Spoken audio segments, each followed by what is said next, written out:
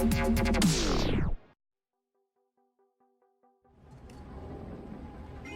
hear it? At least not yet. Just give it a moment. There it is. Oh my god, please. What?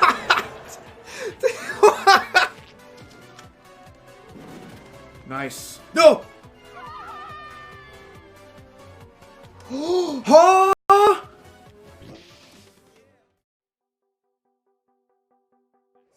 But their ears would also shatter. Freaking me when I go, We don't do the flame burst! No! I didn't know that would kill everything! No! and boys. My 3DS just died. Cool. I had Persona, never played Persona 5. We're talking about how one of the alt skins for Joker. Yo, I got it! Let's go!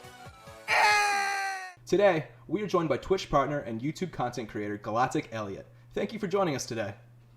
Thank you for having me. Hello. Hey, yeah, no, it's good to see you. Last time we saw each other was at PAX East a couple months ago. How have things been going for you since then? Honestly, just on the grind, trying to my best to just continue going out there. Pokemon has been not really in the best spot as far as content goes, but try my best to just, continue having the unique content, go out there and have a good time overall. Very cool. For those who may not know, what would people most recognize you for? I would say that I am mostly known for my, variety of Pokemon content in general. So I know, a lot of people do lots of the challenges and whatnot. I am actually doing a thing on Twitch where I am doing a thing called Journey for Living Decks. It's a, series based off of me playing through every single generation of Pokemon games, from Generation 1 to hopefully soon Generation 8 of Pokemon. And my goal in this playthrough of the journey is to catch every single Pokemon I can throughout each game. So I go from the first game, catch everything, transfer all to the second game, transfer everything to the third game, etc. until pretty much they're all in one game. And every Pokemon will have some sort of, unique story to how I got it in one game and then another game and then etc. until I have every single Pokemon obtainable in general. And that's like my passion project and something that I'm trying to kind of just, build up in general. And it's been a ton of fun overall. That sounds like a huge achievement to be able to do 100% completion across 7 years or 7 generations of Pokemon. Are you scaling it out to be able to coordinate the finish with the release of Generation 8? I don't know if that'll be likely, unfortunately. There's a lot to do with it. I also have to play, I played Pokemon Coliseum. I had to get the bonus disc. I have to play through Pokemon Ranger. There are just certain Pokemon that you can't get in the actual games, like the mythical Pokemon. So it's something that I have to actually go out there and spend a little bit on because I'm so passionate about it. I want to encapsulate the whole entire, genre of catch 'em all and really show the journey from playing 20 plus years of Pokemon down the line and put them all into one game and just kind of show everything there is to Pokemon in one single just journey in general. Well, that sounds like a legendary stream in itself, or a content series.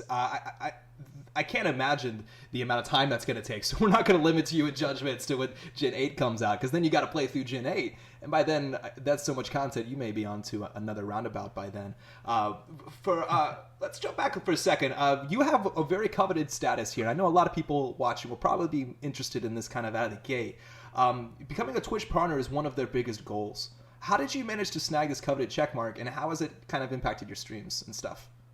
So, actually, last month, April, I actually celebrated 4 years of being a partner on Twitch. Wow. And it's been awesome. Every single TwitchCon that I've been to, I've been partnered, and I think that was one of the biggest things that I could really pride myself on, the fact that I've been partnered for that long. And, it's funny, whenever I first started streaming seriously on Twitch, I was streaming with 550, bit rate per second. So not the best quality of stuff because my internet wasn't the best. I didn't have a webcam. I didn't do anything too crazy. It was during a time whenever Pokemon wasn't as successful. It was in its second year of a Mega Ruby Alpha Sapphire coming out. No new games were out whenever I was, grinding and whatnot. I was a senior in high school whenever I was, grinding Twitch and whatnot. And I still managed to kind of just go out there and have fun. And I think the biggest reason why I was able to succeed was because I just had a good time and I wasn't trying to, go out here and grow and get numbers. I was more so just trying to have a good time and play the game that I've loved to play for my whole entire life, and just be very interactive and positive while doing so. And over time, I ended up just obtaining new feats, and I got partnered 4 months into consistently streaming. Before those 4 months, I very sporadically was streaming, but a big part of it was because I had my YouTube presence, but a lot of it was just basically doing what I love and just finding new people that may enjoy what I do as well, and networking and whatnot. It was really crazy. I didn't think I'd get partnered as quickly as I did, and it was on my first attempt too. And I'm not trying to brag about any of this, but it was insane. It was crazy, and I just want to like put out there that if I could do it, anybody could do it. And it doesn't mean that it'll happen to anybody, but I feel like everyone has to kind of just start somewhere and just do what you love and are so passionate about, and then it can happen for you too. No, fantastic words there, especially fantastic time frame. 4 months is pretty legendary in itself. A lot of people really strive for that and have to try multiple times before getting the approval. You said you had already had the YouTube channel though, which may have helped a little bit of that instant growth. How long was the YouTube channel open before you started Twitch streaming? I know your YouTube's maybe 7 years old at this point, right? Yeah, so I've had many channels. GalacticElliot is obviously my present, and obviously the most successful channel I've had.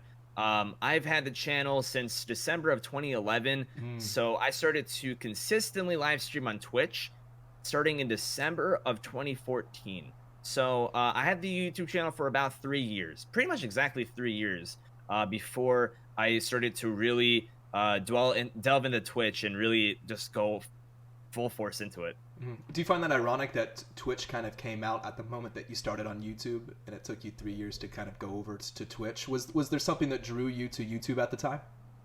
So YouTube is like my first love, as I would like to call it. It was something that I have been doing. I've had a YouTube channel since 2005. Like my first ever channel was 2005. Unfortunately, things happen and I couldn't keep the channel, and then I've been on a few other channels ever since. But yeah, like I've been on YouTube for such a long time. I loved making videos, and I loved just sharing my love for the games that I play. And live streaming was a completely different animal. I actually used Ustream whenever I first ever streamed. I don't think that's even a website anymore, but it was basically between Ustream, livestream.com, and then Justin TV, which is now twitch.tv. I actually chose Ustream out of the three, which is ironic. And I didn't have good internet. I couldn't do it, so I was unable to stream. And the reason why I started Twitch was because I was able to stream a little bit more with a better computer and a little bit of better internet. And a few of my friends sometimes would be like, "Hey, like we should stream this content together." Or, I did a series on YouTube known as Random Wonder Trades, where I would just trade away Pokemon mindlessly while talking about a certain topic that would be going on, whether it be a part of my life, or a part of gaming, or a part of anything.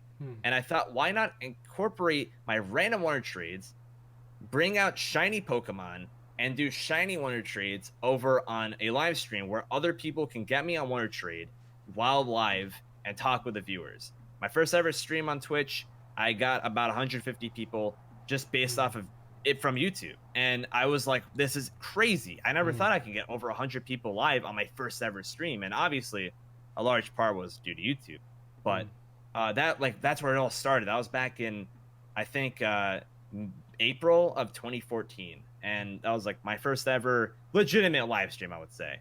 And then I just kind of went from there. Maybe it was even sooner than that. I'm not really sure, but this is just based off of my memory. Time flies so fast, but after that, my love for Twitch just grew because I loved live interaction, and it really pushed my ideals to just do what I love to do, and maybe put a smile on somebody's face. That's pretty much what I love to do. My goal in life, not just from content creation, but my life is a smile a day. If I could at least make somebody smile once a day, whether it be from my content, from my tweet, from my whatever, like a message I put out there, whatever it is, if I could make somebody smile, I know that I had a successful day.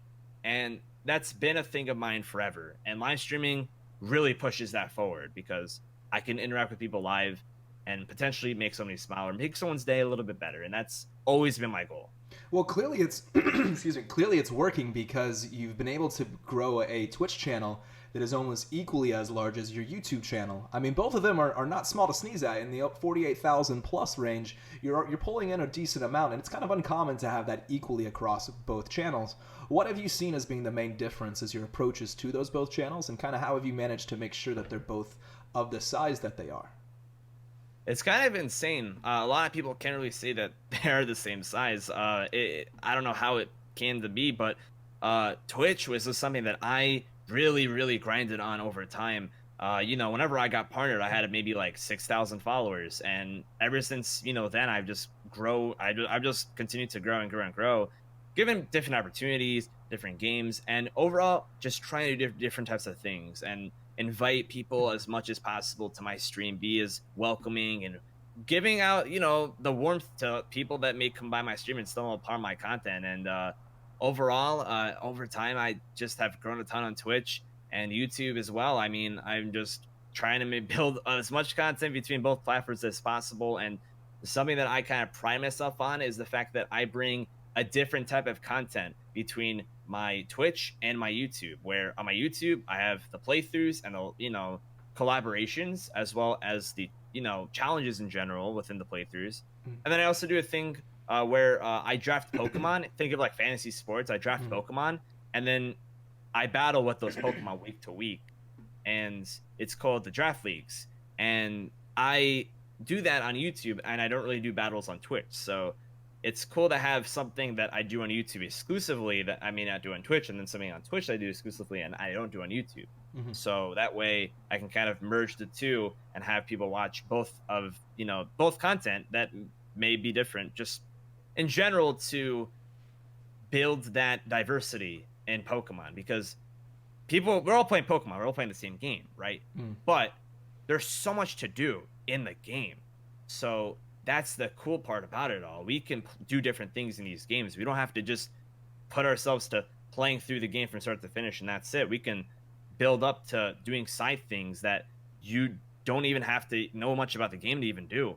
And you can interact with your chat while doing it, or with battling, it's something that you can do for fun and be competitive about at the same time. There's just so many different parts of Pokemon that I find to be awesome, and I try to really push with live content and post-production content at the same time. Well, it sounds like you're just a content powerhouse over here who happened to have the personality and wanted to hop on live and talk with people as he's making his content. It's really a very nice pairing there that you started with the technical aspect of as well to get good at the content creation. I mean, going through your streams, you have a high level of layouts and interaction type objects, which really show the attention to detail. Even, I got to ask some questions later, the genesis of your thumbnails is kind of interesting, and how they've kind of changed over the years from consistent to random. But let's get some context for people. Let's go back. How did you first start gaming? What was your first memory as a gamer? So I very much started gaming from actually my family. So my dad, whenever I was like a very little kid, he loved Mario. We had an NES, and I'm a young person compared to like somebody that may have started playing games 30 plus years ago. I'm pretty young. I'm 21 years old, to put it in perspective. I'm pretty young. Some people may think I'm older, but either way, my first console was the NES. My first ever video game was Super Mario Brothers on the NES. And that's where it all started. I loved playing Mario. Mario was my love for gaming. I loved it. I loved playing Mario 64. Me, my brother, and my dad, we would take turns on who can defeat the Rainbow Bowser and beat the whole entire game. That was our thing. And, over time, my dad grew out of games. My brother kind of grew out of games. But I continue to love games, and I continue to show this passion for games, whether it be Nintendo content, whether it be Xbox content, PlayStation content. I just loved it, and I love playing with friends. I love playing it by myself, and there are times where I would just be talking to myself while playing the games. And that's where it all started. I'm talking to myself while playing the games. Maybe one day I could start making videos of me talking to people while playing the games. And shortly after, that's when I started looking into YouTube, and this was back in 2005, and I found people using their cameras pointing at a TV and just talking while playing a game and showing people how to beat games. And I was like, yo, this is exactly what I was doing whenever I was a kid, talking to myself like a crazy person. And then now it's talking to cameras, and it's insane, but that's just how it is. And that's just how it kind of evolved from there. That's basically my first impression of games and how it kind of evolved from there. I played Smash, I played Pokemon, I played all sorts of different types of titles, and from the NES onwards, I just love all games. Where did it kind of mature for you? You said that you were always the guy who's sitting there talking to himself as he's playing the games, and clearly you were an early adopter of content creation at 2011. I mean, even at this stage, it's still an early an access still. What kind of made that pivot for you, where you realized that that you wanted to make this content, but maybe most importantly that you could make this content? I mean, going back on your channel, on at least the YouTube channel GalacticElliot, one of your very first videos has almost 200,000 views on it. That's pretty uncommon for a new channel. It was ripping games for, I think, an N64 maybe. But it's consistent like that over the years. You were consistently that way. What made you realize this, and how did you get so good? So I've been doing content since, like, my first ever video was back in 2006. I had many channels before GalacticElliot. Yeah. And back in 2009, actually, I started to really go hard into content as a person 10 years ago. This is back whenever I shouldn't have probably even been on the internet. I was 11, I was a little kid. I was a squeaker, for lack of a better term. And I had so much passion as like a person that was like just starting middle school, I think it was. And I was like, I want to do this. And I started looking into editing programs. I started looking into better screen recorders. I started looking into capture cards. Back then there was the Dazzle. The Dazzle was the best thing back then because that was the thing that recorded composite cables. And, if you wanted to record your Wii, you could use the Dazzle. And then soon after that, there was the HD PVR where you could record component cables like the Xbox 360 and PlayStation. You can do that as well. And all these things I kind of learned over time, and I really wanted to put full effort into it. So I saved all my money. I got a computer. I looked into editing, and I just kind of went from there. And my old channel, you can probably still look it up. It's called Ellie Let's Player. So it's ELLI and then Let's Player. This is my channel before GalacticElliot. My content from there was actually speedrunning. It was before I even did Pokemon exclusively. I did speedruns of Mario 64 and Mario World, and I loved it. But over time, it took up too much of my life. So I basically started doing Let's Plays again, where, the channel was supposed to be about Let's Plays, not speedrunning. But, I went back to Let's Playing, and then actually I was offered partnership on YouTube, which back then it was not easy to acquire partnership. I had a company known as Yoush, which is obviously not around anymore, contact me, and they said they wanted to partner me.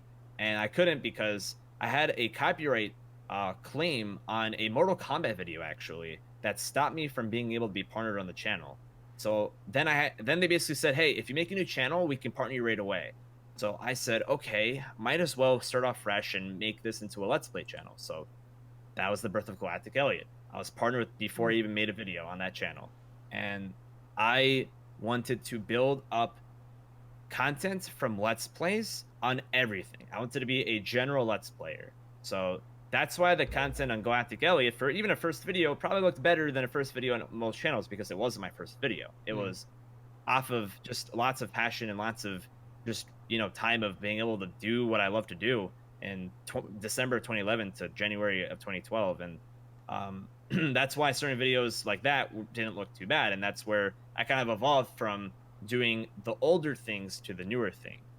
And sooner after that, my Pokemon Emerald Randomizer Nuzlocke was the basically the series that made me into a Pokemon YouTuber, because it absolutely blew up for the time and everyone was loving it, and I couldn't imagine myself doing anything different than Pokemon from there, because I just saw this amount of overwhelming support for it, and it really inspired me to really take Pokemon to the next level from just basically scrapping a few things together. Because for those that do not know, there are lots of different ways of challenges whenever it comes to Pokemon. It's known as a Nuzlocke. And there's a thing called a randomizer where you can basically put a randomizer onto a game, and in that way, every Pokemon that you find in the wild will be completely random. While you may find a Zigzagoon in Route 101 in Ruby and Sapphire, it can become a Mewtwo in Route 101, a level 2 Mewtwo. And nobody knew about a randomizer back then. But me and my friend on Skype, where we would just play games together, not recording it, we did a randomizer and we were like, why are we not recording this? So we recorded it, we made it a co-op, and that's where I became a Pokemon YouTuber. It basically was the birth of it all because I loved it so much, and that's where it all started basically for Pokemon as far as things go. That's really interesting that it was the software modification of Pokemon that kind of led you that way. I know with a lot of the various competitive players doing timing and things, like we've had people on for Glitch Cat 7, MK Ultra Kill, and they use a lot of like Kaizen type modifiers, or maybe sitting outside of with MK Ultra, he doesn't actually use those, but there is a foundation for this entire industry is for that modifier. Is that kind of where you stumbled into these game modifying techniques? It's a big pivot to go directly from Mario to Pokemon, and it seems like the connection itself was this underlying tech. That kind of means you were access to a community of sorts that was kind of sharing this around a little bit. How did you find these people? How did you get in league with these guys and kind of get wind of this randomizer before other people knew? So it was actually my friend Robert. He didn't really have a YouTube presence. We were just friends on Skype, and we would just talk every day. And him and I just randomly stumbled upon a randomizer. He was actually the one who found it, and he was like, hey, we should play this. And then at one point, you know, we just thought, why are we not recording this? Mm-hmm. And I was actually going to record it with somebody who wasn't Robert, but he got sick. So I was like, hey, Robert, we play this anyways. You want to just play this? And he's like, okay, sure. So what started as something that was completely innocent became something that was more than anything that we can imagine. Mm-hmm. And it really built off not just my channel, but also his channel to immeasurable, you know, amounts of success and like just overall fun. We built off of that and made a Pokemon Heart Gold randomizer. And then we even did ROM hacks of a game called Flora Sky and did a randomizer of that. Like, we went from so many different types of games from the time, and we just really loved the game modification.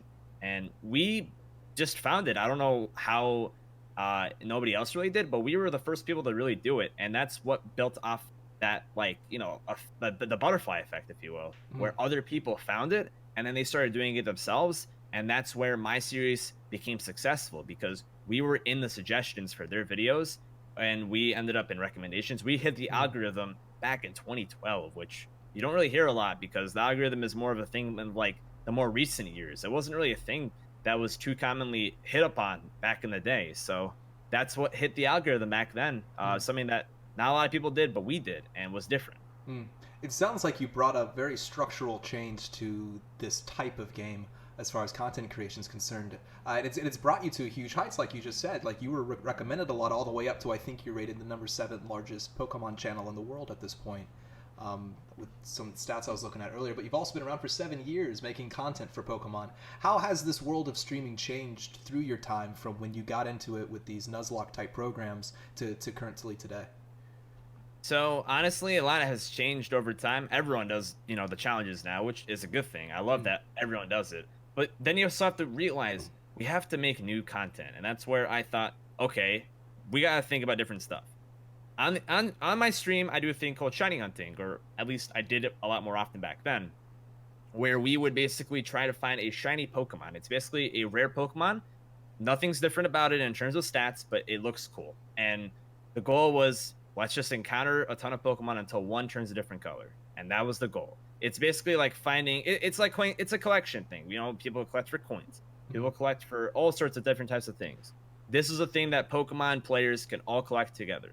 And I think the reason why people love the live streams of it so much was because it was something that everyone can do while watching the stream. And we can interact with each other as we do it. Like, hey, I just got a shiny, insert Pokemon here in 235 encounters. Oh my gosh. And then everyone would share this like built up excitement for each other. And it was really positive. It was really enforcing the community to get together and do something together in general and talk with each other at the same time. Talk about whatever we want as we do it, because shiny hunting, for lack of a better term, is a very brainless thing to do. We just do encounters until something turns a different color. And as we're doing that, we're talking. And some people may find it boring. Some people may find it to be very relaxing, very soothing, or very chill, as they can talk with the streamer and talk with the community in general. And that's what really built my community on Twitch a lot, because I did shiny hunting and I did lots of other types of events like Wonder Trades, where people could get together at a certain type of day and just play Pokemon and have a good time together.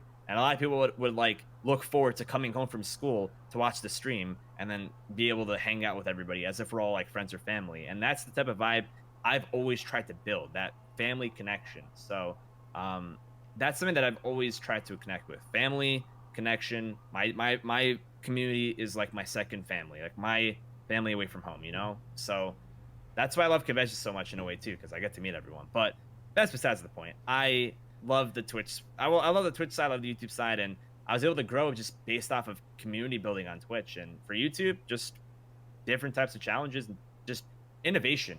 Like that's always been a thing with me, innovation. And right now, my innovation is the journey for the living decks, where I'm catching everything basically. So try my best to find some different ways to play Pokemon, have a good time, and be unique more than anything else, because we don't want to do the same things over and over. That would get boring. With doing the same things over and over again, it sounds like you are creating a structural difference and kind of gamifying a lot of the inner collective mechanics of it. I love the idea of shiny plays. It's a great way to kind of compensate for the downside of like really active gaming and the inability to communicate with your audience. It's like that perfect middle ground where you're actively doing something but are openly engaging. It's incredibly good choice to grab on, of course. But the question I have for you is going to be more about the grand kind of time frame scale here, because as you keep doing things like shiny hunting, it does iterate per generation of the game that comes out. So how do you see the world of Pokemon shift as a wave cycle, basically going up and down as the games come in and out over the 7 years? And with that, how do you see the current hype of it growing now that we have things like Detective Pikachu and Let's Go and the 8th gen coming out? Are you seeing like a fever pitch squeal starting to happen from all the 12-year-olds in us, or is where do you see it at this point? I've mentioned this before. I think that Sword and Shield, or Generation 8, will be the renaissance of Pokemon. I think that this will be the biggest change in content for Pokemon ever, because this is going to be the main game that will be based off of a home console, not a handheld anymore. For those that do not know, getting your hands on a 3DS capture card was a big pain. It was really tough because you had to go out of your way to have somebody modify your 3DS, ship it back to you, $300 plus the console, more than that. It was expensive, and you know, a lot of people were intimidated by it. It would break, or something would happen, or it would not be worth it. I'd rather just get an Elgato and stream all types of home consoles for $200. But this will be the first game that'll be on a home console. Everybody will be able to stream it. Everybody will be able to record it. Everybody, from just general Pokemon fans to hardcore Pokemon fans to, you know, those casual streamers that play whatever they want and can, you know, grow off of any game they want to grow off of, will get their hands on it and play it, unlike the 3DS titles that they wouldn't be able to do that with. So it's going to be very saturated. But I feel like there's going to be a lot to the game that could bring new things to the table that we have no idea are even a thing yet. Shiny Hunting could still be part of the game. And I feel like in every game that they bring out, they, without even knowing, bring out a new way to shiny hunt. So maybe that can bring a resurgence to shiny hunting, possibly. If they bring back Wonder Trades, Wonder Trading with viewers will still be a thing. And then maybe there's going to be a new mode in the game that people can go ahead and play, and will be the new shiny hunting, the new Wonder Trade, the new something that's unique and new that people could play and people could enjoy.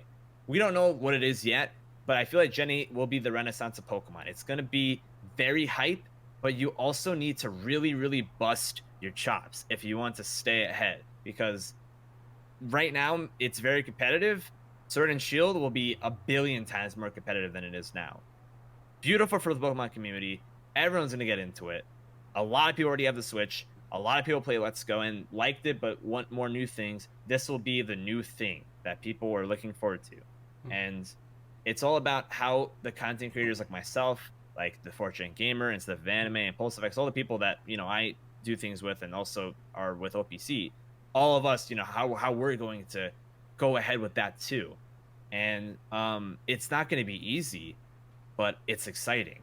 And the opportunities are endless with this, because we don't know what's going to happen, but this is going to be the game that I feel like we are all going to have to put a billion% into. Like, so much energy, so much commitment, and so much passion to grow off of. And we'll see what happens. I'm excited, but I think this will be huge.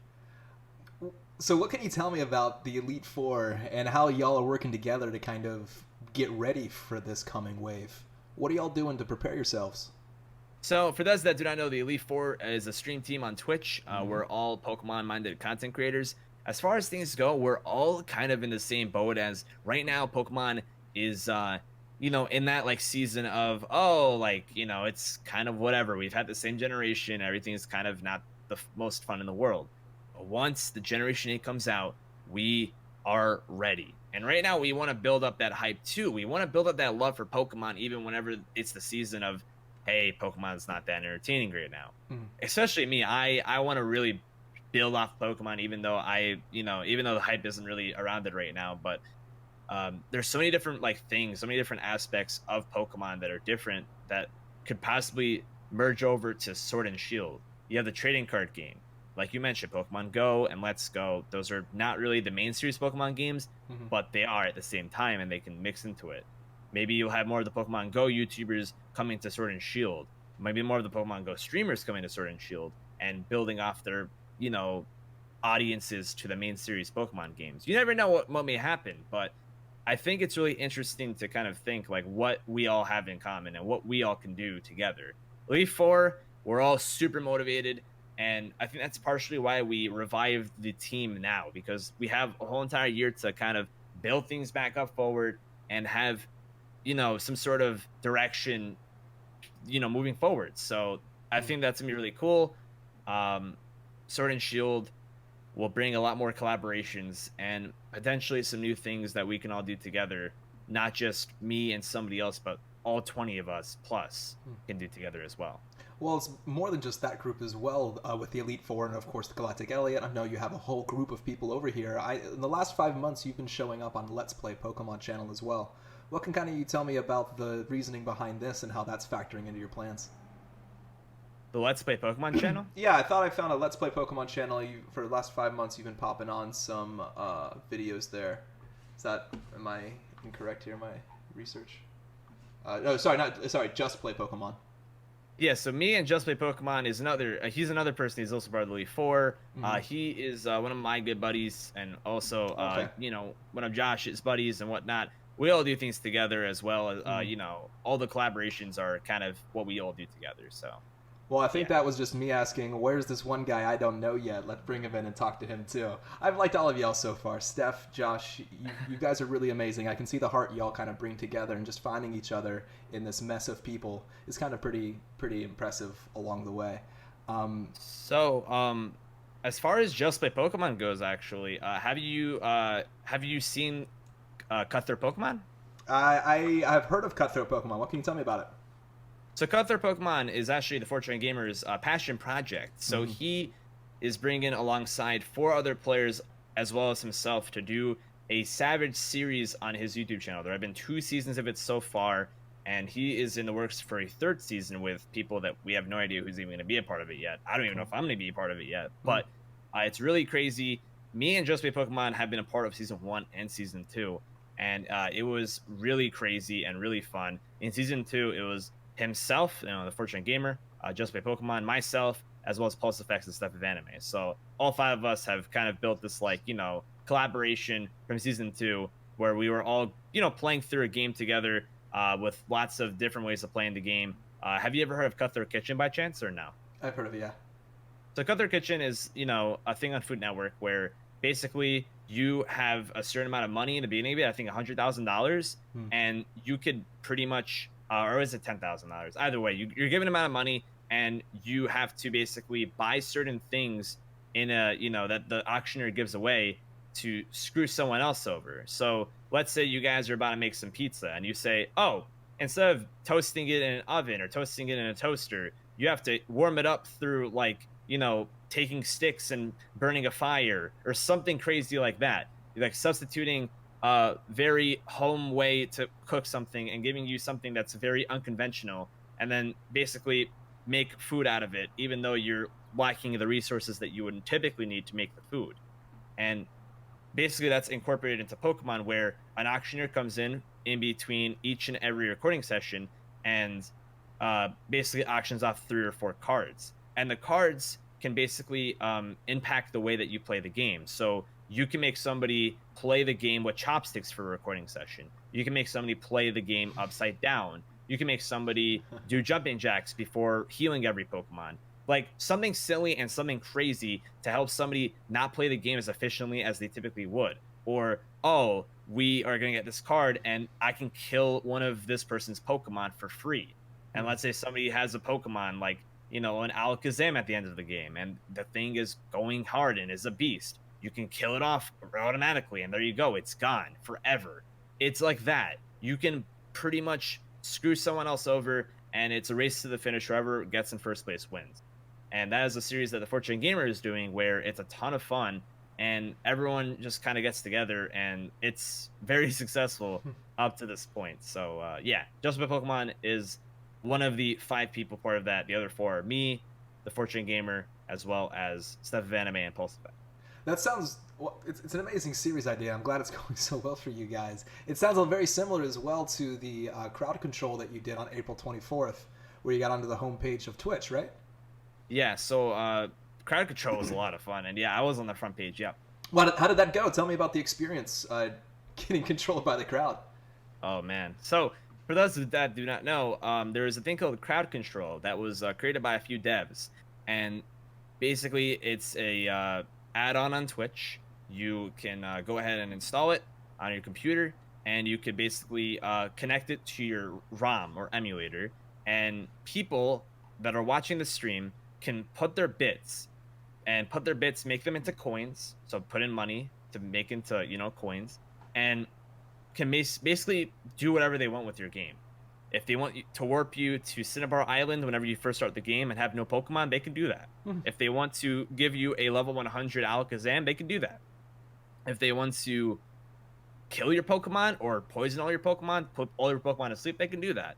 It's pretty crazy how much the viewers can do with it. If they want to give you a Master Ball, they could do that. If they want to give you rare candies, if they want to give you TMs, if they want to give you anything, they can do it. They can send you to the Elite Four before you even have a badge. They can do pretty much anything, but it all is obviously for a cost. And that's what crowd control is, and how crazy and amazing it is, because you are able to impact what the people are doing within their playthrough. And it's live, it's funny, and it's basically another way of playing the game that is like insane. And it went well. As far as things go, it took me a very long time to beat the game. I did end up beating it. People gave me some really good Pokemon, and people also killed a lot of my Pokemon and sent me back to a lot of areas to stall me out. But I persevered, and it was very successful. It was a lot of fun, and it's only red and blue right now, but they are working for a potential Pokemon Gold, Silver, and Crystal. So they're working their way up to bringing out this functionality for more than just Generation 1. So I very much look forward to doing something like this again over on Twitch. That sounds like a huge amount of fun to just be on the homepage and get that extra flow and then have them messing with you at the same time. It's got to be really disrupting to something that could be a little monotonous at times, like you've touched on. A lot of people probably want to know, how do you get on the homepage of Twitch? What happened there? So, basically, I was the person that beta tested the crowd control for Pokemon Red and Blue. The developers came to me and said, hey, we're doing this. We want you to be the first person to test this out for us. And with testing things, obviously, there's going to be a lot of things that you have to maintain. There's going to be a lot of maintenance, a lot of things that you have to kind of, test for them. But I was very much happy to say, yes, I love this idea. This is so cool. And thank you for the opportunity for even having me on this, it was awesome.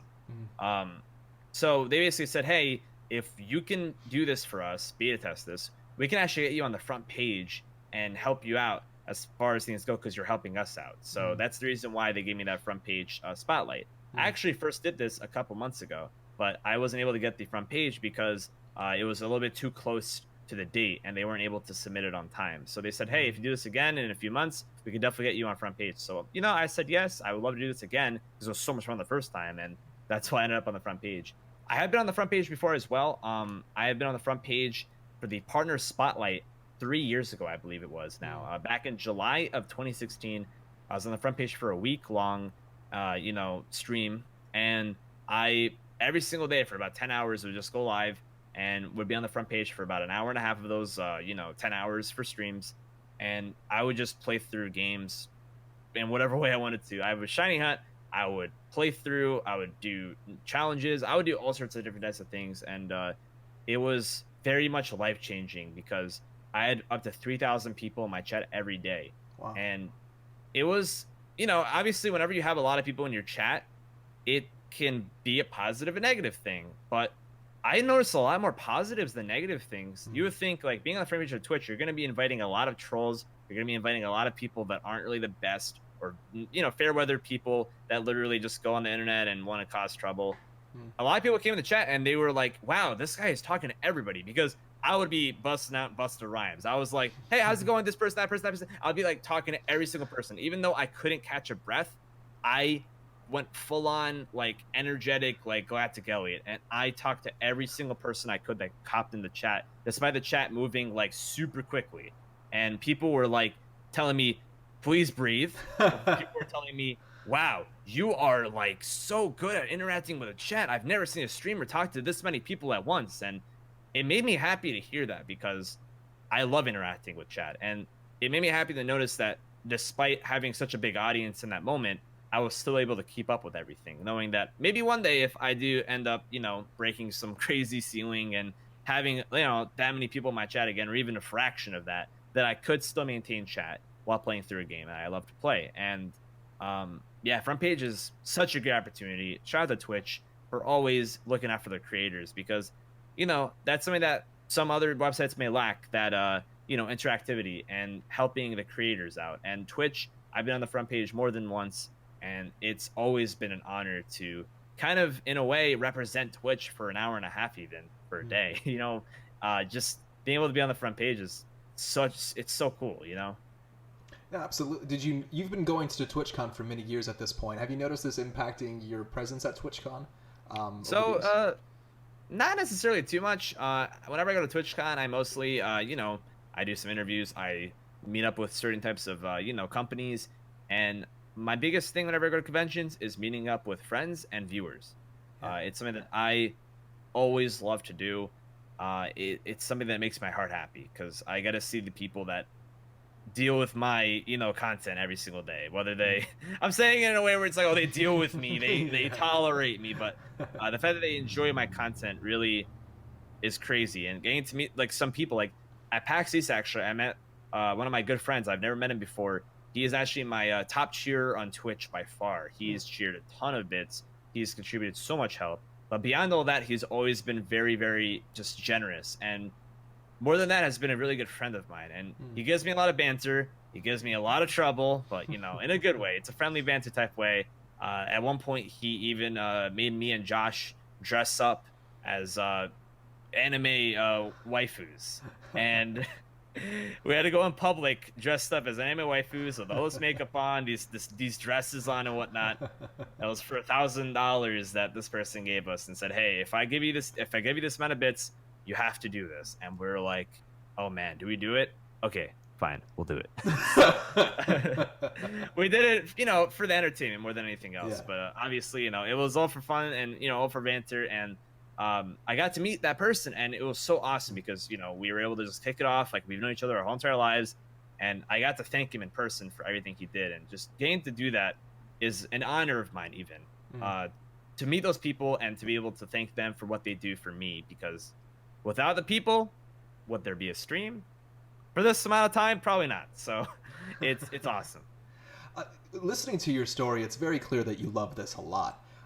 You're really passionate about it, and you've been doing it so long, it's clear that it's really deep within you. You also are hitting a lot of topics here that we, after 39 episodes of this podcast, we're starting to hear some similarities in the stories. Some key points which end up having a high impact for people. And you've kind of gone down the list here, and I've got bingo on my sheet, where you've kind of been going on all of them, whether it's finding improving your stream quality first and kind of focusing on the details, paying attention to chat in whatever way, the the consistency of content and setting up expectations for people in different places and making sure that you have different content in different places so it doesn't become oversaturated in either one.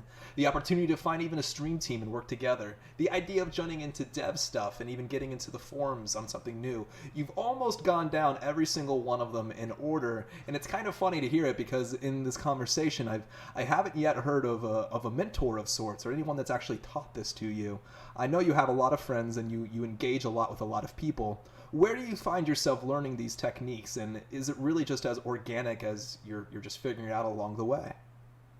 So with doing this for so long, a lot of it has been somewhat self-taught. There have been YouTube tutorials that have helped me learn to edit, but there's also been a lot of people that have been kind of, behind me throughout all of this, and that's those people are my friends. There was a point of time where I don't even talk about this a lot, but back in my junior year of high school, before I did Twitch consistently, this was 2013, 2014, I believe. I was kind of debating on potentially quitting content creation.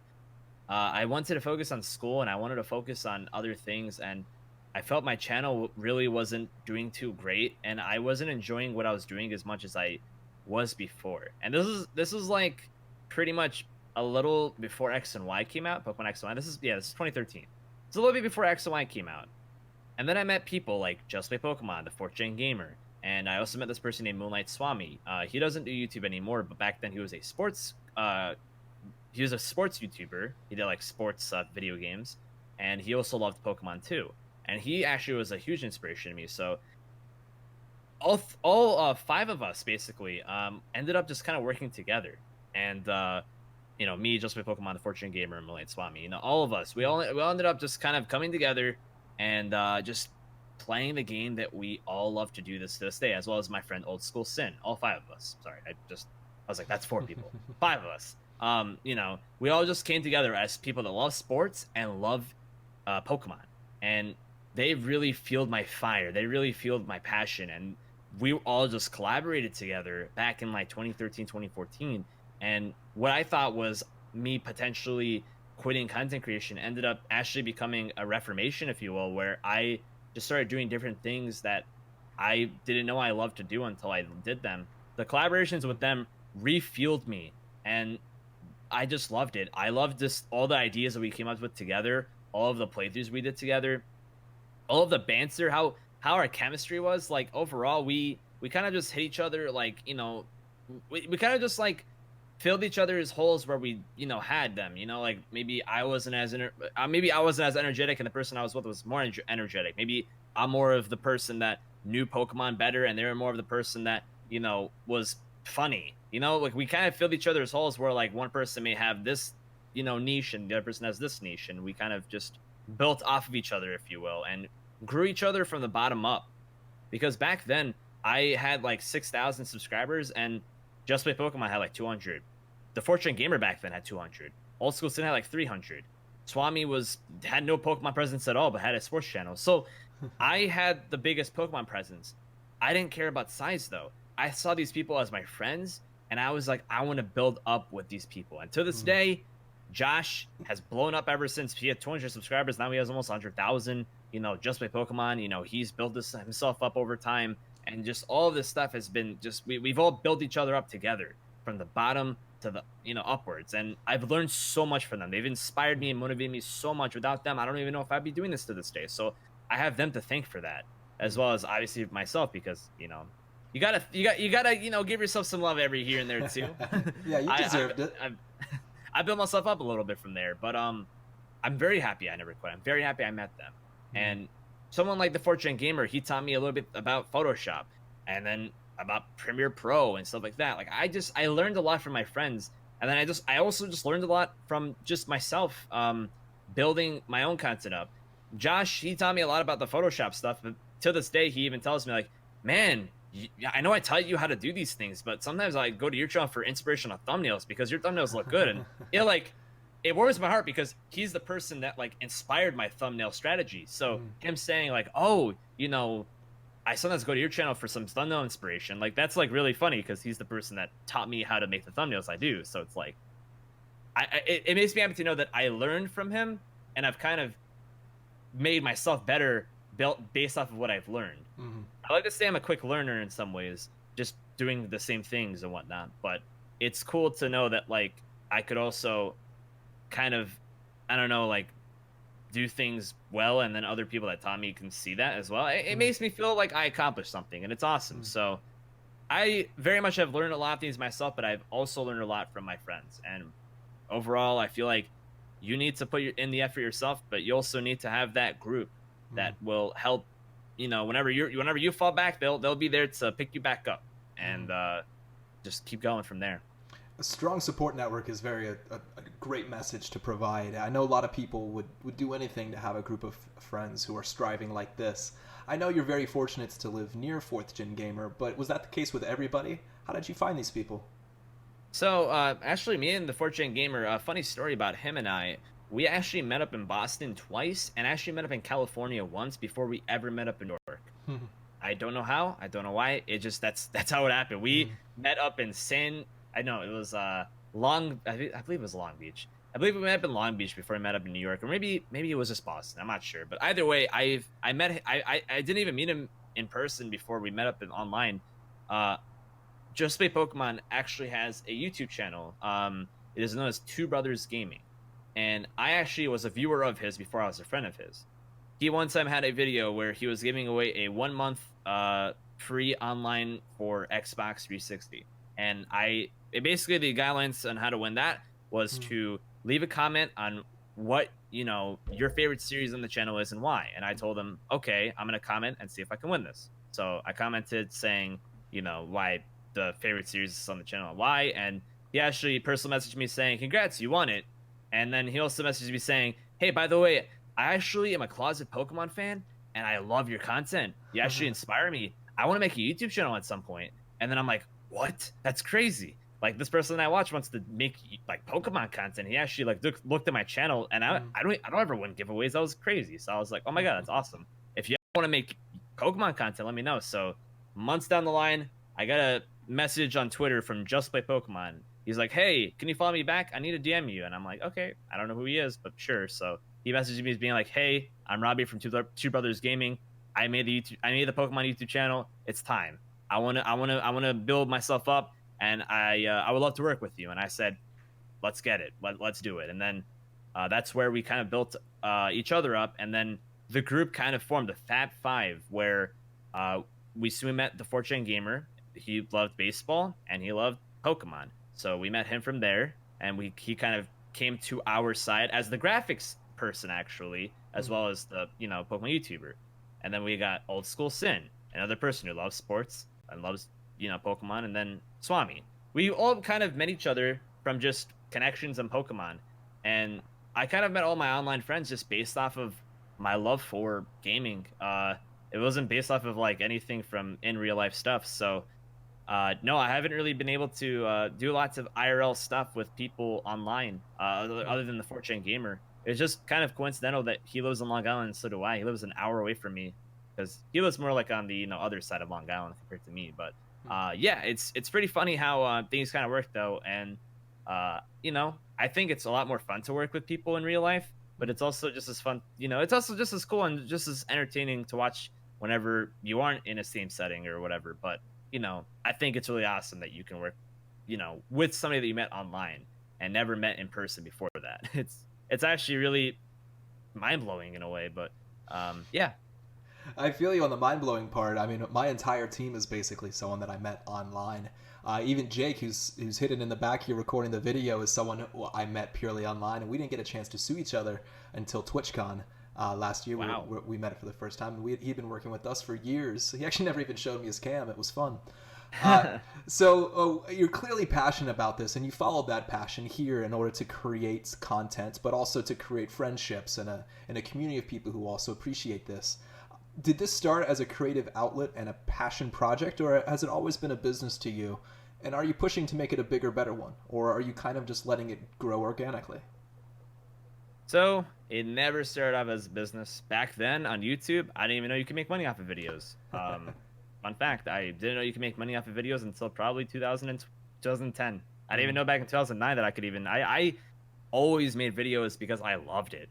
I started off streaming not knowing I could make money off of that either. I never had a donate button. I didn't have a donate button until 2 years. And the reason why I had a donate button was because there was a viewer that came by the stream and he was like, I want to donate to you. Why don't you have a donate button? I want to show you support. I'm like, what? Why do you want to donate to me? That's stupid. What? No, don't give me that. No. Because I didn't know other streamers had donate buttons. I didn't know that was a thing.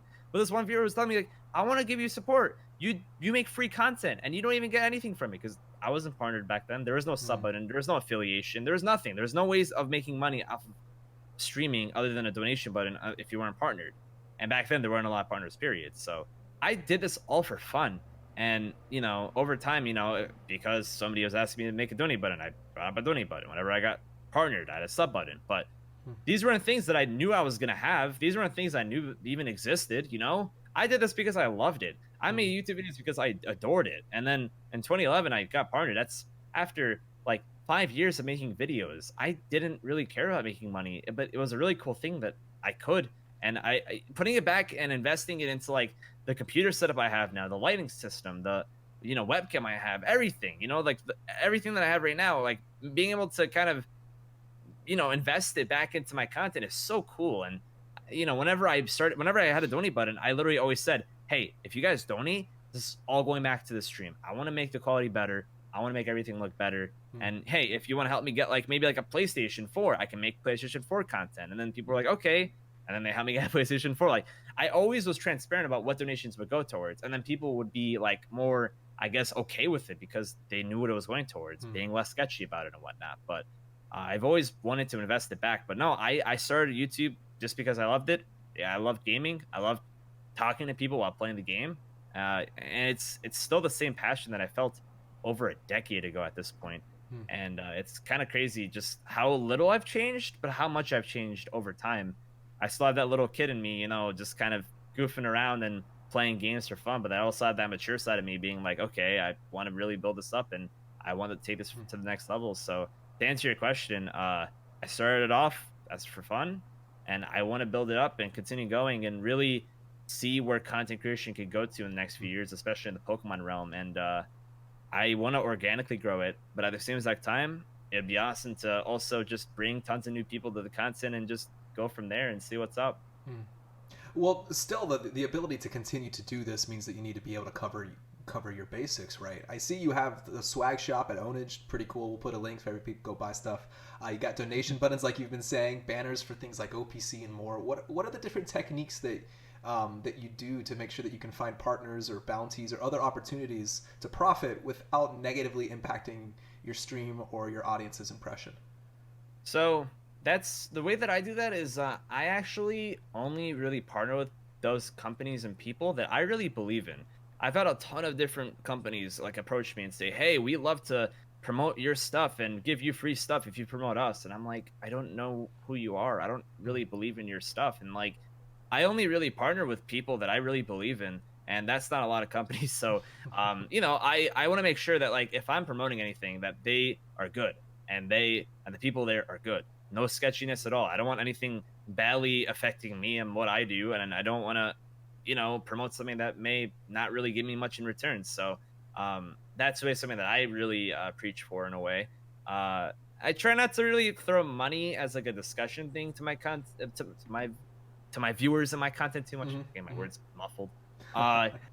You know, I try not to like, you know, throw the money out there too much because it's not everything. You know, money is important, obviously. I mean, it'd be great if I had a lot of money, but like at the same exact time, like we all are doing this for like the same reason. We love it. It's not for money, just that's it. It's because we love it. We didn't start this because we knew we were going to make money off of it. If that was the case, then you probably should go to college and go for a job that will get you a lot more money. Because I'll be frank with you, like content creation is not going to make you millions of dollars. It's, you know, unless you're really, really, really fortunate or you're really, really, really busting your chops and you made it in a way. You're not really going to make millions of dollars off of this.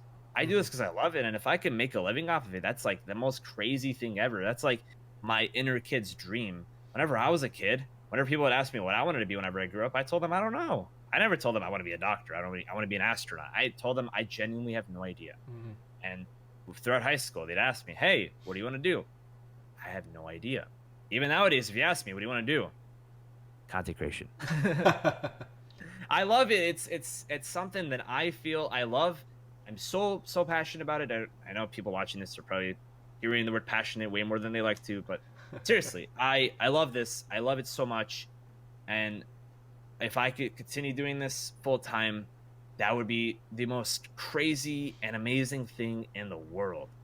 Um, and I'm thankfully and very luckily at a point where, you know, possibly I can make it full time. Right now, I'm not really playing in full time hours, but maybe in the future I could get my own place and really bust open out like, you know, full time hours and really open the floodgates. I really want to try to take my content to the next level, and in a way, I've kind of tried doing that. I got this beautiful chair over here. I got the mic set up. I got the webcam. I got like all this stuff upgraded. The lighting. I upgraded so much in the past like year plus, just because I'm I really want to have the best quality I could possibly have, as well as build the best content I could possibly have at the same time. And there's no way of doing that without like what I need to upgrade in general. Like, just keep on reinvesting the things I make back into like the content I make, and just go from there. But yeah, I mean, we'll see what happens. Really, I'm excited, but I do want to take this seriously, and I do want to take this to the next level. Well, it sounds like you're well on your way, and especially with the new wave coming with 8th gen and all of the other development you have, I think that peak, when it actually does go fever pitch, you're in such a good spot to take advantage, or, you know, to capitalize on this. Not advantage. You're very clearly a integral part of Pokemon streaming at this point. Without getting into details, last money kind of type question, I just kind of want to know, it's very uncommon, like you said in the beginning, to have a Twitch channel and a YouTube channel that are the same size. And you've had it long enough where you've been able to see kind of the shifting balance as far as profitability is concerned, and in, you know, an obscure general kind of concept. At this point in this environment, where do you kind of see this sitting, and at what side of it is kind of more profitable than the other, and maybe even like how has it been going back and forth and giving and taking between the two? Do you see a future in YouTube, or is it really is streaming becoming the dominant force for everybody? I'm gonna be frank with you. I don't make even a fraction on YouTube compared to Twitch. Twitch is a lot more profitable, and it's for more than one reason. You know, you have the bits, you have people that subscribe to the channel, you have advertisements on top of that, you have bounties that you can put up, you have different types of general things like crowd control, like add-ons and whatnot that you can profit off of as well. And just a lot of like crazy things like that give you this opportunity. Comparing it to YouTube, where if you stream on YouTube, you can have members and you can make money off of members. You can also have super chats, but there's a large percentage taken off of super chats and donations. But that's primarily from streaming on YouTube. For YouTube, I do videos. I don't stream on there. For videos, you will pretty much only make money off of advertisements. And you have to make sure that you have videos that will have mid-rolls, otherwise you won't get a lot off of the video. I'm not going to make sure our videos over 10 minutes. It's just I make Let's Play videos. They will always be over 10 minutes. But you have to kind of get lucky with the amount of like views you get and the amount of like advertisements come up and how much revenue you can make off of that. And for those that have YouTube Red, YouTubers actually make more money off of people with YouTube Red compared to people that watch the ads. So just saying, for those that have YouTube Red, you're actually supporting content creators more than people that just watch ads. So something just to note, for those that do not know, YouTube Red's a thing that you can pay for, and it'll make it to where you will have no advertisements on the content you watch at all, on all platforms you watch on that account. And you also can have like backgrounds. You can also have like videos playing in the background, music playing in the background, no advertisements at all. It's pretty cool. But yeah, no, you actually make more profit off of people with YouTube Red compared to people that watch advertisements, which is a little bit weird. It should be like probably equal, but that is the case. And YouTube is also very inconsistent. So is Twitch, but YouTube is very inconsistent with the fact that like you'll have a month like Christmas where the advertisements are booming, and then you have a month like January where the advertisements are literally the worst ever because there are no good advertisements after Christmas. Nobody wants to advertise their big stuff whenever everyone's going back to work and going back to school and all that. So Twitch is definitely the one that's more profitable, but it also really much depends on what you stream, how often you stream, and if people want to support. I mean, I'm very fortunate for the fact that I have a community that, has my back in a lot of ways, and I am very indebted to my community in a way, because no matter what I do, people are still there for me. No matter what I do, people still support me, and it is insane to see what people do for me on the daily whenever I stream. It's just mind blowing. It warms my heart, and it makes me happy to know that I started this and I continue to do this. But to answer your question, yeah, Twitch definitely is more profitable for me, at least. For others, maybe different than YouTube. No, what you're saying is very consistent with what everyone else says. Especially, it kind of shifted maybe around 2010. It really kind of pivoted for people a bit. I may have been part of the genesis of Twitch. But I've heard of a lot of people saying the same thing, so it's interesting to know if people want to kind of focus their time. And I know that you do have a lot of faith in the Twitch platform and clearly in YouTube as a platform. But where do you see streaming as a profession right now, and what's kind of on the horizon?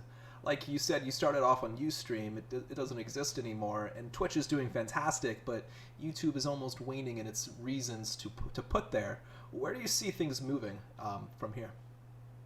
I think YouTube will always be around. I mean, it's a monopoly for like YouTube, like, being like a video platforming service. It'll always be around. For Twitch, they need to continue just doing what they're doing. They continuously try to make things better. It's owned by Amazon, so they do some things that probably aren't the best, but like they're very minor compared to things that YouTube has done that were like crazy. Like whenever like the adpocalypse happened, if people remember that, the adpocalypse put a lot of YouTube full-time YouTubers in jeopardy of their jobs, not getting any money off their advertisements. Some people still get their videos claimed and or just have their videos not monetizable because of their content, whenever their content may not even be bad. Like news YouTube channels like Philip DeFranco, he doesn't make a lot of money off of his videos anymore because they all get like they all get some sort of like limitation for their monetization, and it's just because he's talking about what's relevant in the world right now. Something as political as that could really bring down a channel. And while on Twitch, you could stream on Twitch and you have the subscriptions, you have the bits, you have still being able to make money off of advertisements. You have all these different ways of being able to collect revenue. You don't even have to be partnered to have a subscription button, to be able to have emotes, to be able to get all these things that people could get out of you as a content creator. There are some people that subscribe to me just for my emotes on Twitch. And, that's crazy. But it supports me all the same. And it's like, I don't understand it, but at the same time, I do understand it. And something as silly and cool as emotes could really make somebody happy. And if my emotes can make somebody happy, then hey, I'm happy to continue having them up there, and I'm happy to continue just making the same content I do, even if they don't watch it. Like I think that's still really, really interesting. And I think that Twitch is, as far as things go, if they continue what they're doing in the correct direction, that they could really continue to grow. And I'm sure this is a person that a lot of people bring up, but Ninja made streaming in a way more mainstream compared to like how it used to be perceived. If you talk about live streaming nowadays to people that aren't really familiar with it, they'll be like, "Oh, do you play Fortnite?" And you'll laugh a little bit. You'll be like, "Funny you asked that, but no, I don't play Fortnite like everyone else. But I build all my content off of this," and they'll at least have an idea on what you do because of what Ninja did, compared to before Ninja was popular and nobody really knew what live streaming was. People would be like, "Oh, you're sitting at a computer playing a game? That's ridiculous." And then after they see Ninja's success, they'd be like, "Wow, that's really cool. Like, oh my gosh, that's actually insane." Like the perception is different just based off of one person becoming mainstream off of it. And I think that really puts a good like eye on Twitch. It puts a good like eye on content, and puts a good eye like on even like esports. I know Fortnite isn't really an esports-esque game as much as other games are, but building that mainstream like vibe can really bring that those eyes to esports as well, and make people kind of more interested in like, oh, like esports are a thing, that's cool, and then go from there. But I have full faith in Twitch. I think YouTube will always be around just because it's the biggest video network, and there have been lots of different types of video networks that have tried to get out there, like VidMe and Dailymotion and all these other types of things that end up just crashing because they don't have the resources that YouTube have, and it's owned by Google. So if you Google something, YouTube video is going to pop up anyways. So you have that. So I don't know. I feel like YouTube will always be the biggest YouTube, video networking type thing, and then Twitch will always be the biggest streaming network type thing. And if they both continue to go in that direction, I think they'll always kind of stick with that, uh, I guess, growth. Hmm. That's a really encompassing opinion. That's fantastic. I think that you've got a really good point of view here, and being in it as long as you have, on both sides specifically. Just the idea that Twitch is kind of pandering a little bit more to the independent streamer and the connection between the viewer and them, while YouTube still seems to be a little bit more of a judgy gatekeeper up there with their profit centers, and the ability for the platform to grow and the people to want to stream has just been significantly impacted by this power that they gave every person. I can't wait to see what more power they can possibly give you. I mean, you're on stage and the people in the crowd are controlling what you're doing in game. I don't know how much further they can go, but it's pretty cool to see them thinking about that very one-on-one kind of connection instead of the one-to-many kind of connection that YouTube's focusing on a lot. And giving like the developers like the power, like Twitch didn't make crowd control. There are developers that were very much independent that built this, and then Twitch is like, oh, you can make this, and it's like, cool, we'll make this, and then like they can make a percentage off of the coins that are given, and it's a very much an independent type thing, like that people that aren't even working at Twitch can create, and that's the really cool part about that too. It's like this isn't all just Twitch. This is also people that use Twitch that just decided to make it a thing. So I think that's like one of the cooler things too. It's awesome. It's very intrapreneurial, like they've managed to get their community to start creating positive, profitable things for the community. It's amazing. What advice can you give someone who wants to try to become a content creator or streamer? So this is very cliche, but honestly, it needs to be heard everywhere and all the time because it's important. Content creation, if you want to get into it, you gotta love what you do. Don't play games that you feel will grow. Play games that you love. And if you want to continue on it and you want to play games that you feel will grow, you should at least like it a little bit. I mean, love what you do. I started because I love gaming. I love interacting, and I love talking while playing a game. Whether it's talking with an audience on Twitch or talking to myself on a YouTube video that people will see later on. That isn't really talking to yourself, but it kind of is. You need to kind of have that practice of, hey, people will watch this eventually. I will talk to myself as I play a game. Don't get discouraged if nobody's in your chat, because there will be people watching it at some point, and if nobody's watching it, it doesn't mean that that will always be the case. It's good practice in a way to kind of talk to yourself as you play a game, because there will be points whenever chat isn't as active as you like it to be. And what are you going to be? Are you going to be silent while you're playing a game? You shouldn't be silent. You should continuously start talking about what's happening, or talk about what's happening in your day, and have that little practice, just so that way if a chat is inactive or not a lot of people are in your stream, you could still build off of it. And there will be people that are lurking, and lurking is very much a common thing in the Twitch culture, where people will have a stream open in the background as they're maybe at work, or maybe they're doing homework, or maybe they're doing something else and they just want something in the background. Maybe they're having a bad day and they want to lay down and watch and hear somebody talk, and that'll help soothe them down. Whatever it is, you don't know the impact that you're having on somebody, and you just being you and playing a game that you like, or just doing whatever you want to do, it can have an impact on somebody's life, whether you know it or not. And I think that's beautiful, and it's super awesome. Everyone has a different type of goal whenever it comes to streaming. Follow whatever your goal is, and if your goal is to be interactive, then continue that goal. If your goal is to one day make money off of it, hey, I'm not really the best thing to do ever, but if you want to do it, you could do it. No one should fault you for what your dreams and passion are for. Just have realistic, I guess, goals in mind, because you never want to have unrealistic goals just so you can never reach them. You want to have a goal that you feel you can reach at one point. And even then, if you reach the goal, keep on going. Make more goals for yourself. Don't just stop whenever you're just content. Don't ever stop whenever you're happy. Keep on going while you're happy, and keep on going whenever you are succeeding, because that will only go forward with more success. And whenever it comes to more things like that, just continue doing things that you like to do, and honestly, just build off of it for yourself, and don't buy too much stuff in the first place. Don't waste all of your money on, all of these different types of equipment right away if you don't know if this is going to be something that you can sustain and can do in the future. Build off of it slowly. Get maybe like a headset mic, or maybe get like a blue snowball, and get some sort of capture card that isn't really the highest tech ever.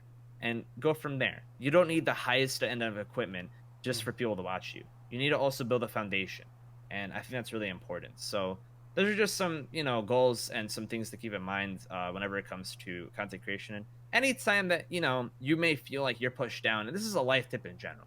If you feel like someone's pushing you down, if you feel like you yourself are getting pushed down, and nobody is there to pick you back up, you got to go and pick yourself back up, and you got to keep on going if you're really passionate and love something enough. Because if you give up, you will never be able to reach that success yourself. You got to keep on going, get back up, and hit it harder than before. And sometimes you'll have excuses, and sometimes they're valid excuses. But at the end of the day, you got to keep on going. You got to keep on trying your best, because as long as you're trying your best, you know that you are putting in for your full effort, and you should be proud of the fact that you are doing that in the first place, because not a lot of people do, and it's important. Very wise words. What do you think about yourself is the trait that has helped you become most successful at this? Honestly, I don't really know if I could put like a trait with that, but I feel like just being an innovator in a way, doing different types of things has really helped me out. And I feel like also just being very open-minded, being able to just kind of delve my head into a lot of different types of things, and be open to different types of ideas, be open to collaborating with people I may not know as well, or collaborating with people that I know very well, and trying new things, because it's not going to really hurt you if you try something new. You may waste a day or two, or you may waste some time that you may be able to put into something else that you would know would do well. But what if you try to do something that you didn't know would do well, and then it ended up doing way better than you expected? How fun would that be? Sometimes you just got to take a chance, and you just got to go in with it. And that's what innovation is. You try something new. If it doesn't work, you go back to the drawing board. And it's really important to just have that mentality, an open mind, to where if something doesn't work, don't give up on it. Keep on going, keep on trying it, and succeed or not succeed. Either way, in my opinion, success is from happiness. If you're happy doing what you're doing, you're succeeding by doing what you're doing. That's my definition of success. Have it at you will. That's how I see it. I like your definition of success, and I'm seeing a little theme here that you're really interested in the unexpected, whether it's the impact on somebody that you didn't expect, the piece of content that hits that you didn't expect, or that feature in Pokemon that they're going to release that you didn't see coming. There seems to be this kind of appreciation for the unknown, as much as you have very clearly kind of mastered what you do know. It's almost like you're still searching for that next piece, and you're excited to find it when it gets here. It's kind of cool to see. Over the years, though, there's bound to have been things that didn't go the way that you had hoped, kind of like the loss of your first channel. If you don't mind sharing, what has been your biggest or most memorable failure or learning experience in your path as an online personality? So, this goes back actually to my first big series on YouTube, known as the Randomizer Nuzlocke. I touched upon that earlier.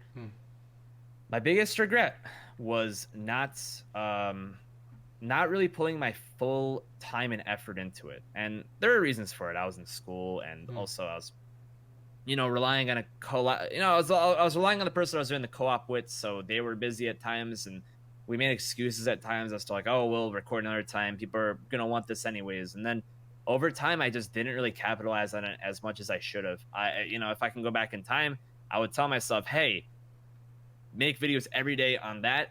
Keep on making videos on that, and just build upon that. Don't just stop at just a Randomizer Nuzlocke. Keep on going from there.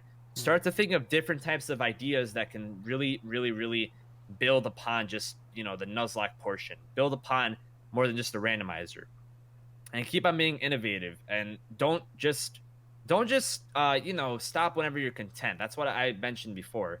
Keep on going and make new goals, because just because you're doing well in that moment doesn't mean that success is going to carry over forever. You're eventually going to hit a wall, and it's going to suck. And that's exactly what happened to me. I wasn't consistent with my content even whenever I was blowing up.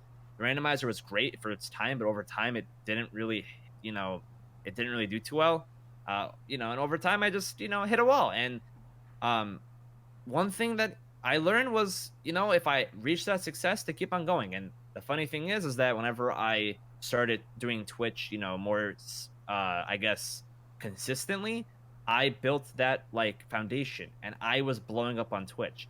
And this is a deja vu for me. And this is kind of like this is kind of like my redemption.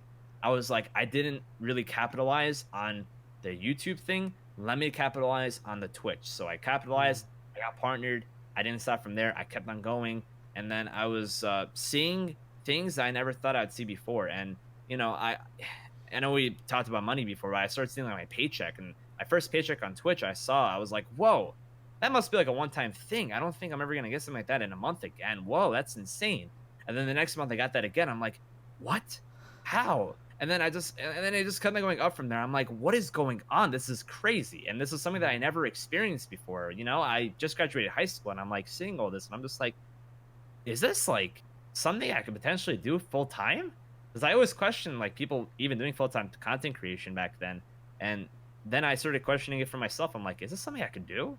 And that's where if I never had that, you know, if I never had that happen whenever I didn't really capitalize on the randomizer blowing up, if I, you know, never had that issue where I wasn't consistent, I never would have learned that I should capitalize on the things that I do, you know, well in more. And in a way, I also say to never have regrets because, you know, at the end of the day, you learn from your mistakes. And I am where I am right now because of the mistakes I made as well as the good things I did. If I never had made the mistakes I did, sure, I'd probably have a really big YouTube channel. But then you start to ask yourself, would I ever make a Twitch? Who would I know? Would I still know the same people? Would I still collaborate with the same people? Would I be the same person I am? Would I have the same morals? Would I have, or morals, I should say? Would I have, you know, the same morale as in like my emotions? Would I be as mature as I am today and know what I know today? You know, well, I'd be a completely different person if I may have done things differently back then. I may not know like the people I love today because of that, because I would have gone in a completely different direction because of something that I made a mistake on that led me to where I am today. You got to learn from your mistakes and make the most of it rather than dwelling on it, because I wouldn't be where I am today if I didn't make those mistakes. I'd be in a completely different place and probably be a very different person. Maybe for the worse, who knows? But you start to think like the domino effect. One thing changes and the rest changes. If I didn't know this person, I wouldn't know that person. If I didn't do this, then this wouldn't have happened, and everything would be different. So at the end of the day, I have no regrets. I know I said like maybe I can go back in time and say that, but that was more of an example. I generally don't have any regrets because I had my redemption and I learned and I succeeded, and I'm in the place I am today because of that. I know what I know today because of that, and I think that's so important. These lessons that you learn, and rather than dwelling on them, you learn from them and you make the most of it and you succeed off of it. Well, you're a man who moves with intent and almost as if he sees it coming. It's clear that you're paying attention to your experiences and you've learned deeply the lessons. You're capitalizing on an opportunity with a strength and a gusto that's just a zeal, I guess, that's very indicative that you know the value of it. And it's kind of interesting to see. I'm going to be really excited to see 8th Gen come out and how you explode with this. It's wild to think that you have this kind of hindsight clarity at 21. You got a long way to go, and you're going to go so far. It's really impressive to see how far you've come already. You speak a lot more like a 30-year-old than a 21-year-old. I appreciate that. Thank you. Are you planning on heading to any events soon where we can come meet you? TwitchCon San Diego, maybe? Yeah, definitely TwitchCon. I've been to every TwitchCon. I don't feel like I ever want to miss that, and I would love to see you guys again. Honestly, it was such a pleasure again to see you guys at PAX East. Yeah, definitely. We'll have to snag you out for the pizza party next time. We got a chance to get Josh and Steph, but the next time we'll get you for sure. I actually couldn't make it that time because I was at an event, at PAX. So definitely next time, though. Definitely, 100%. We're still getting our event legs, so like we still go to a couple of the after parties here and there and try to set up our own little small event, but we're trying to still get it enough of an advance notice where it's not like, where it's appropriate, you can kind of fit it in. So we'll figure it out next time. 100%. So I got a bit of a softball question on the way out of here. It's a little bit self-serving, I know. In this kind of field, everyone typically has disproportionate feelings for a peripheral device in their life. Whether it's a headphone that has the best dynamic range, or it's that Stream Deck that you just can't live without the extra buttons, or the keyboard that you sleep with. There's something usually to us people who are game like this, something that you love more than everything else. It doesn't have to be your OPC, but what's your favorite peripheral? So, it's funny. I actually used to use this headset mic right over here. I don't use it anymore. I used this for such a long time, and a lot of people would come to my stream and be like, "Whoa, you use a headset mic? That does not sound like a headset." Because it actually sounded pretty good for a headset. But over time, I upgraded, and now I have a nice little device over here known as a you know Audio-Technica AT2020, Mm. and I also have this nice little thing where I can do this. Whoa, that's pretty cool. So I have a mixer and I have a mic, and I'm still trying to get used to it because I got this a few months ago, Mm. and it was more like a hand-me-down in a way. Like, this is like Josh's old setup. He actually upgraded his setup, Mm. so he sold me this for a pretty good price.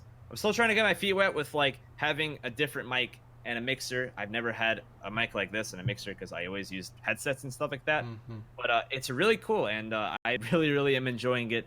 Overall, I love using everything I have. Like, having the lighting I have, using the webcam, the Logitech Brio, having the Audio Technica and the mixer. Like, there's so many different types of things, and I still want to like try different things too. I want to get like a new mouse at some point, a new keyboard, because at the moment this is the mouse I use. It's a little baby mouse. People come to my house and they're like, "How do you use this thing?